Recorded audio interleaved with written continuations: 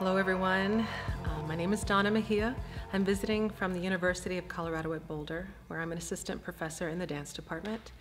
I tour internationally as a transnational fusion artist. What is that? In my world, on planet Donna, it is a combination of North African and dances of the Arab world in dialogue with hip hop and electronica. It's a mashup form, it's a fusion form. On the commercial side, it is sometimes called tribal fusion. I find that title somewhat problematic, and so I have referred to myself as a transnational fusion artist. Transnational in that I am referring to source material above and beyond the nation state where I was birthed. So while I am here at University of South Florida, I'm going to be doing several community and campus engagements. I'm working with some veteran centers and working with some undergraduate students here on campus, and as well doing an academic overview of my research and a performance. I'll be also setting a new work for the department, and excited to have auditions in a few days and find out how many students I'll have the opportunity to work with. I think introducing transnational fusion to this community is what I'm most excited about this week, because it is a form that congealed in the 1970s.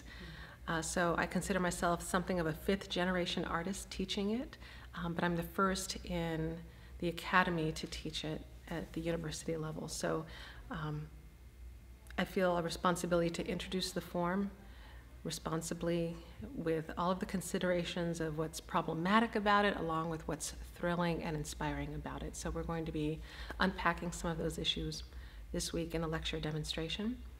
And in setting a new work for the students, it's going to be very collaborative in that I'm offering them movement material that may be unfamiliar to their bodies and a new genre of dance, but I will be really inviting them to share intentionality with me, to talk to me and to share with me their notions of identity as global citizens. They're digital natives, or the first generation to really grow up from scratch with access to the internet.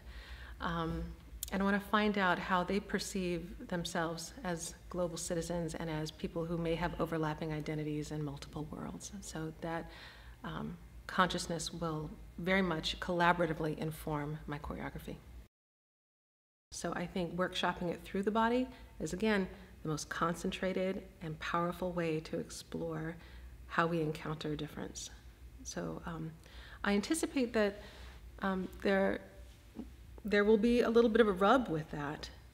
And my goal with introducing a new form would be to also help students learn how to step to the unfamiliar with confidence, with humility, and let their curiosity lead them into places where mastery is not the goal.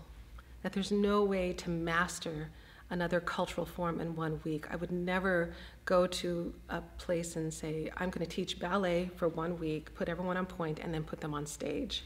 And so to empower students to say, I am going to experiment with this movement, I'm going to give my best approximation of it, and I'm going to help them filter layers that are appropriate to share as ambassadors of the form, and then be honest about what they don't know, and not try to, parade as experts in the form after 1 week. It's really about just encountering the unfamiliar, trying it on for size, and understanding that you are telling the story of someone else through your body. So to be responsible with that diplomacy. My belief is that dance departments nationally have a responsibility to be in conversation with everything that's happening in the dance world. We may not have the resources to offer all of those forms that we see in the mainstream, but we have to be big enough in our intellect, in our education, and in our considerations to be in conversation with it. And so if you don't let it pass through your world, if you always keep it at arm's length, then all you do is you affirm the hierarchies and the legacies that continue to perpetuate Eurocentricity. So to take the space in this department to be inclusive in movements and in traditions that are popular through other parts of the planet, for me was beautiful to see. And to have the faculty and the students affirming those possibilities and smiling along with their inclusion means that the conversation just got a little bigger.